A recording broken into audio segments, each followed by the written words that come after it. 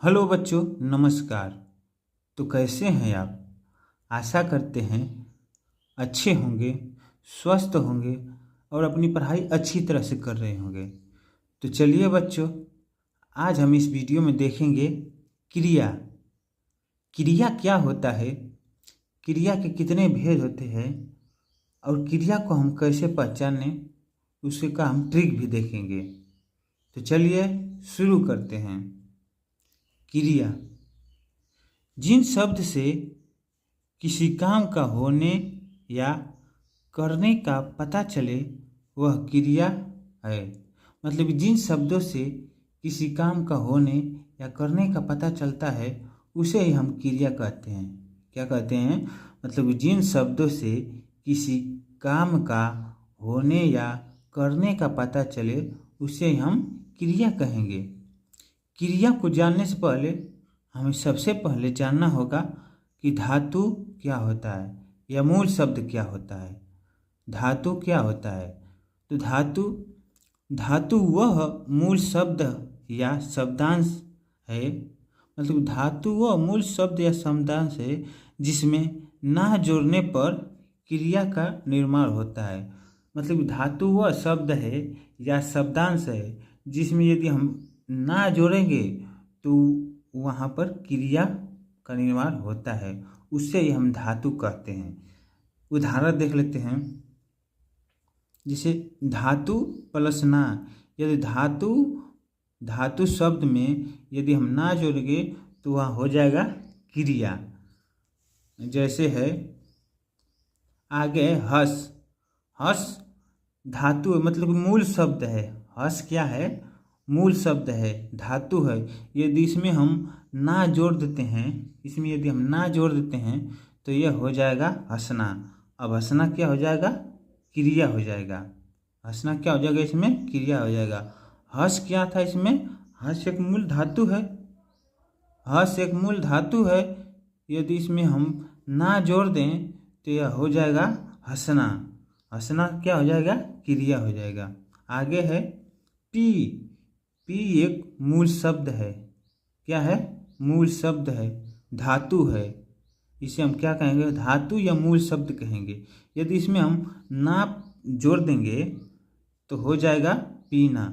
अब पीना क्या हो जाएगा? पीना मतलब हो जाएगा क्रिया कर रहा है, तो इसे हम क्रिया कहेंगे। आगे है लिख। लिख का है मूल शब्द है। मूल शब्द क्या है?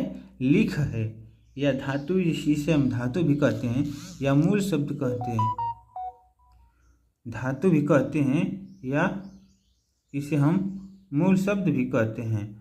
तो क्या हो जाएगा? यदि इसमें हम ना प्रत्यय जोड़ दें तो क्या हो जाएगा? लिखना। तो लिखना क्या हो जाएगा? एक क्रिया हो जाएगा। लिखना हो जाएगा एक क्रिया। आगे है पढ़। पढ़ क्या है? पढ़ एक मूल शब्द है या धातु है। यदि इसमें हम ना जोड़ दें तो ये हो जाएगा पढ़ना। तो पढ़ना क्या हो जाएगा? क्रिया कर रहा है। पढ़ना क्या हो जाएगा? क्रिया हो जाएगा। पढ़ता है तो क्रिया ही न करता है। आगे है टहल। टहल शब्द क्या है? टहल में यदि हम ना प्रत्यय जोड़ दें तो हो जाएगा टहलना, और टहलना का हो जाएगा? क्रिया हो जाएगा। तो मूल, यदि हम किसी भी मूल शब्द में यदि हम ना प्रत्यय जोड़ दें तो वह क्या हो जाएगा? क्रिया हो जाएगा। जैसे हंसना, खेलना, बोलना, उठना, बैठना, चलना, खाना, पीना, नहाना, ये सब क्रिया है। इसके मूल शब्द में हम ना जोड़ रहे हैं तो वह क्रिया है। आगे देख लेते हैं क्रिया के भेद। क्रिया के भेद। क्रिया के कितने भेद होते हैं? 3 होते हैं। क्रिया के भेद कितने होते हैं भैया? 3 होते हैं।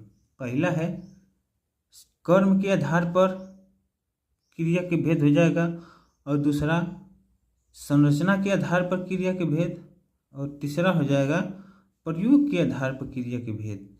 क्रिया के भेद कितने प्रकार से होते हैं भैया? 3 प्रकार से होते हैं। क्रिया के भेद कितने प्रकार से होते हैं? 3 प्रकार से। पहला कर्म के आधार पर क्रिया के भेद, दूसरा संरचना के आधार पर क्रिया के भेद, और तीसरा प्रयोग के आधार पर क्रिया के भेद। तो इसमें हम पहला देखेंगे कर्म के आधार पर क्रिया के भेद। क्या हो जाएगा? कर्म के आधार पर क्रिया के भेद। आगे है कर्म के आधार पर क्रिया के भेद। अब कर्म के आधार पर क्रिया के भेद कितने होते हैं? 2 होते हैं। कर्म के आधार पर क्रिया के भेद कितने होते हैं? 2 होते हैं। पहला है सकर्मक क्रिया और दूसरा है अकर्मक क्रिया। मतलब कर्म के आधार पर क्रिया के भेद कितने होते हैं भैया? 2 होते हैं। पहला है इसमें सकर्मक क्रिया है और दूसरा है अकर्मक क्रिया। तो इसमें हम पहला देख लेते हैं सकर्मक क्रिया। सकर्मक क्रिया, सकर्मक क्रिया वह क्रिया जिसका फल कर्म पर पड़ता है, ऐसी क्रिया को सकर्मक क्रिया कहते हैं। मतलब कि वह क्रिया जिसका फल कर्म पर पड़ता है उसे हम सकर्मक क्रिया कहते हैं। जिसका फल मतलब कर्म पर पड़े उसे हम सकर्मक क्रिया कहेंगे।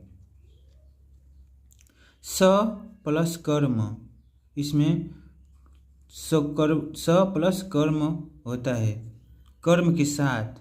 मतलब इसमें वाक्य होता है कर्म के साथ। जैसे जतीन क्रिकेट खेलता है, जतीन क्रिकेट खेलता है, तो इसमें जतीन क्या हो जाएगा? जतीन इसमें हो जाएगा कर्ता। जतीन इसमें हो जाएगा कर्ता और खेलता है, खेलता है क्या हो जाएगा? क्रिया। खेलता है क्या हो जाएगा? क्रिया। और इसमें क्रिकेट क्या हो जाएगा? कर्म। तो मतलब कि जतीन क्या खेला है? क्रिकेट खेला है। तो इसमें कर्म मिला ना कि क्या है? क्रिकेट। आगे है यदि सकर्मक क्रिया को हमें पहचानना है तो इसमें हम वाक्य में सकर्मक क्रिया को पहचानने के लिए वाक्य में क्या और किसको से प्रश्न करते हैं। सकर्मक क्रिया को पहचानने के लिए वाक्य में क्या और किसको से प्रश्न करते हैं। यदि क्या और किसको से प्रश्न करने पर प्रश्न का उत्तर मिले तो उसे हम सकर्मक क्रिया कहते हैं। यदि उत्तर नहीं मिले तो उसे हम अकर्मक क्रिया कहते हैं। जब वाक्य में हम क्या और किसको से प्रश्न करेंगे तो उसमें हमें उत्तर मिलेगा, कोई कुछ न कुछ उत्तर जरूर मिलेगा, तो वहाँ पर हो जाएगा सकर्मक क्रिया। उदाहरण देख लेते हैं। उदाहरण है राम फल खाता है। राम फल खाता है, तो राम क्या हो जाएगा? इसमें राम तो कर्ता हो जाएगा और खाता है क्या हो जाएगा? क्रिया। तो यहाँ पर हम यदि इसे हम पहचानने के लिए यहाँ पर क्या का प्रश्न करेंगे या किसको का प्रश्न करेंगे। यदि हम करेंगे राम क्या खाता है, मतलब कि यहाँ पर करेंगे क्या खाता है, तो कुछ न कुछ तो खाता ही ना होगा। तो क्या खा रहा है? फल खा रहा है। किसको खाता है, मतलब किसको खाता है? फल को खाता है। तो यहाँ पर उत्तर मिला ना, क्या का जवाब मिला ना, तो यहाँ पर हो जाएगा सकर्मक क्रिया। आगे है सीता गीत गाती है, तो यहाँ पर हम क्या से प्रश्न करेंगे? क्या गाती है, तो कुछ न कुछ तो गईबे न करेगी। क्या गाती है? गीत गाती है। किसको गाती है? गीत को गाती है। तो यहाँ पर भी प्रश्न का उत्तर मिला, तो यहाँ पर भी हो जाएगा सकर्मक क्रिया। आगे है मोहन मिठाई खाता है, तो क्या खाता है? मिठाई खाता है। किसको खाता है? मिठाई को खाता है। तो यहाँ पर भी हो जाएगा सकर्मक क्रिया। आगे है मुकेश पत्र लिखता है।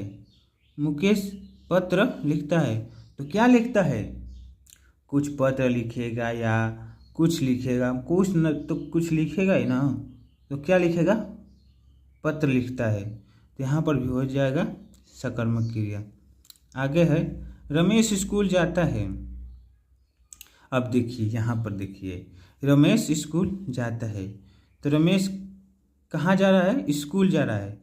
रमेश कहाँ जा रहा है? स्कूल जा रहा है। कहाँ का इसमें उत्तर मिला है? कहाँ से प्रश्न करने पर उत्तर मिला है? यदि हम क्या से क्या प्रश्न करेंगे तो उसका उत्तर नहीं मिलेगा। देखिए राम क्या जाता है? क्या जाता है भैया? पता नहीं क्या जाता है। राम किसको जाता है? पता नहीं किसको जाता है। तो यहाँ पर हो जाएगा अकर्मक क्रिया। अब आगे हम देख लेते हैं। आगे है अकर्मक क्रिया। अकर्मक क्रिया वह क्रिया जिसका फल कर्ता पर पड़ता है, ऐसी क्रिया को अकर्मक क्रिया कहते हैं। मतलब कि वह क्रिया जिसका फल कर्ता पर पड़े उसे हम अकर्मक क्रिया कहते हैं। और सकर्मक क्रिया में क्या था कि वह क्रिया जिसका फल कर्म पर पड़े तो उसे हम सकर्मक क्रिया कहते हैं। अकर्मक क्रिया में है कि वह क्रिया जिसका फल कर्ता पर पड़े, जिसका फल कर्ता पर पड़े, ऐसी क्रिया को अकर्मक क्रिया कहते हैं। जैसे है अ प्लस कर्म, मतलब इसमें कर्म के बिना होता है। वाक्य इसमें कर्म के बिना होता है। देखिए नोट में अकर्मक को पहचानने का भी एक ट्रिक है। देखिए इसमें क्या और किसको से प्रश्न करने पर उत्तर नहीं मिलेगा। इसमें क्या और किसको से जब प्रश्न करेंगे ना तो उत्तर नहीं मिलेगा। तो चलिए इसका उदाहरण देख लेते हैं। उदाहरण हो जाएगा मोहन स्कूल जाता है। मोहन स्कूल जाता है। तो मोहन की अब यहाँ पर हम क्या और किसको से प्रश्न करेंगे। तो मोहन क्या जाता है? क्या जाता है भैया? कुछ मालूम नहीं चला। अब ये सोचते होंगे कि स्कूल जाता है, तो स्कूल तो अब कहाँ जा रहा है तब ना कहेंगे कि स्कूल जा रहा है। हमें क्या का जवाब पाना है, क्या और किसको का। मोहन क्या जा रहा है, मोहन क्या जाता है, पता नहीं चला। तो यहाँ पर हो जाएगा अकर्मक क्रिया। आगे है श्याम जोर से हंसता है। श्याम जोर से हंसता है। तो यहाँ पर हम क्या से प्रश्न करेंगे। श्याम क्या हंसता है? पता नहीं क्या हंसता है। श्याम किसको हंसता है? पता नहीं किसको हंसता है। तो यहाँ पर भी प्रश्न का उत्तर नहीं मिला। तो यहाँ पर भी हो जाएगा अकर्मक क्रिया। आगे है पक्षी आकाश में उड़ते हैं। पंछी आकाश में उड़ते हैं। तो इसमें पंछी क्या उड़ते हैं? क्या उड़ते हैं भैया? पता नहीं चला क्या उड़ते हैं। किसको उड़ते हैं ये भी नहीं पता चला। तो यहाँ पर भी हो जाएगा, यहाँ पर भी हो जाए अकर्मक क्रिया। आगे है राम दौड़ता है। राम क्या दौड़ता है? राम किसको दौड़ता है? इसका भी उत्तर नहीं मिला। तो यहाँ पर भी हो जाएगा अकर्मक क्रिया। और रमेश चिल्लाता है। रमेश चिल्लाता है। रमेश क्या चिल्लाता है? रमेश किसको चिल्लाता है? तो इसका भी कुछ जवाब नहीं मिला। तो यहाँ पर भी हो जाएगा अकर्मक क्रिया। तो हो गया अब सकर्मक क्रिया और अकर्मक क्रिया। तो आगे देखते हैं। आगे है सकर्मक क्रिया। सकर्मक क्रिया के दो भेद होते हैं। सकर्मक क्रिया के कितने भेद होते हैं? दो भेद होते हैं। पहला है एक कर्मक सकर्मक क्रिया और दूसरा है द्विकर्मक सकर्मक क्रिया। सकर्मक क्रिया कितने भेद होते हैं भैया? दो होते हैं। पहला है एक कर्मक सकर्मक क्रिया और दूसरा है द्विकर्मक सकर्मक क्रिया। तो इसमें देख लेते हैं एक कर्मक सकर्मक क्रिया। जिस वाक्य में एक कर्म हो वह एक कर्मक सकर्मक क्रिया होती है। मतलब जिस वाक्य में केवल एक ही कर्म हो, जिस वाक्य में केवल एक ही कर्म हो, उसके अलावा कोई कर्म नहीं हो, उसे हम एक कर्मक सकर्मक क्रिया कहते हैं। उसे हम एक कर्मक सकर्मक क्रिया कहते हैं। और दूसरा है द्विकर्मक सकर्मक क्रिया। जिस वाक्य में दो कर्म हो, मतलब जिस वाक्य में दो कर्म हो वह द्विकर्मक सकर्मक क्रिया कहलाती है। मतलब जिस वाक्य में दो कर्म हो वहाँ पर द्विकर्मक सकर्मक क्रिया हो जाएगा। तो चलिए उदाहरण के माध्यम से देख लेते हैं। उदाहरण हो जाएगा राम सेव खाता है। तो इसमें इसको सकर्मक क्रिया होने के लिए पहले तो इसमें हम क्या से प्रश्न करेंगे। यदि जवाब मिलेगा तो उसे हम जान जाएंगे कि सकर्मक क्रिया है। लेकिन इसमें हम ये भी देखेंगे कि एक कर्मक है कि द्विकर्मक है। तो राम सेव खाता है, तो राम क्या खाता है? सेव खाता है। किसको खाता है? सेव को खाता है। तो यहाँ पर ये तो सकर्मक क्रिया हो गया। अब इसमें ये देखेंगे कि इसमें कितने कर्म है, द्विव कर्म है कि एक कर्मक है। तो राम क्या है? राम तो इसमें कर्ता हो जाएगा। राम क्या हो जाएगा इसमें? राम तो हो जाएगा कर्ता। और खाता है क्या हो जाएगा? खाता हो जाएगा, खाता है हो जाएगा क्रिया। खाता है क्या हो जाएगा? क्रिया हो जाएगा। तो अब इसमें सेव क्या हो जाएगा? कर्म।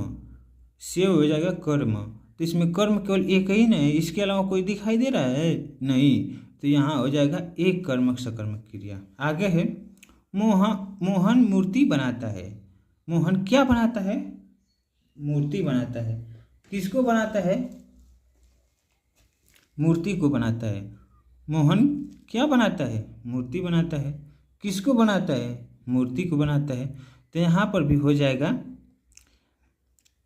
सकर्मक क्रिया, और मोहन इसमें हो जाएगा कर्ता, और बनाता है क्रिया, और मूर्ति हो जाएगा कर्म। तो इसमें भी कर्म केवल एक ही है। तो ये भी हो जाएगा एक कर्मक सकर्मक क्रिया। आगे है अध्यापक ने छात्रों को हिंदी पढ़ाई। अध्यापक ने छात्रों को हिंदी पढ़ाई। तो इसमें अध्यापक क्या हो जाएगा? अध्यापक हो जाएगा कर्ता, और पढ़ाई क्या हो जाएगी? पढ़ाई हो जाएगी क्रिया। अध्यापक क्या हो जाएगा? इसमें कर्ता हो जाएगा, और पढ़ाई क्या हो जाएगी? क्रिया हो जाएगी। और किसको पढ़ाया? छात्रों को पढ़ाया। और क्या पढ़ाया? हिंदी पढ़ाया। क्या और किसको? दोनों का जवाब मिल गया ना। तो इसमें अध्यापक तो कर्ता हो जाएगा, और पढ़ाई क्रिया हो जाएगी। और इसमें देखिए छात्र भी कर्म हो जाएगा, और हिंदी भी कर्म हो जाएगा। तो इसमें कितने कर्म है? दो कर्म है, एक कर्म और दो कर्म। तो इसमें क्या हो जाएगा? द्विकर्मक सकर्मक क्रिया हो जाएगा। आगे है दुकानदार ने ग्राहकों को पुस्तक दी।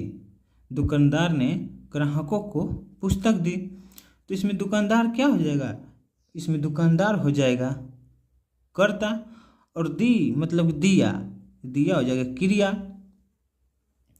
और किसको दिया? ग्राहकों को दिया। क्या दिया? पुस्तक दिया। तो इसमें क्या और किसको दोनों का जवाब मिल गया। तो ये सकर्मक क्रिया है। और इसमें ये देखेंगे ये कितने कर्म है इसमें। तो एक तो ग्राहक हो जाएंगे, और एक कुछ पुस्तक हो जाएगा। तो इसमें भी दो कर्म है। तो अतः यह भी द्विकर्मक क्रिया हो जाएगा। तो इसी तरह से और वाक्य बनाकर देख सकते हैं। तो चलिए बच्चों, आज के लिए इतना ही।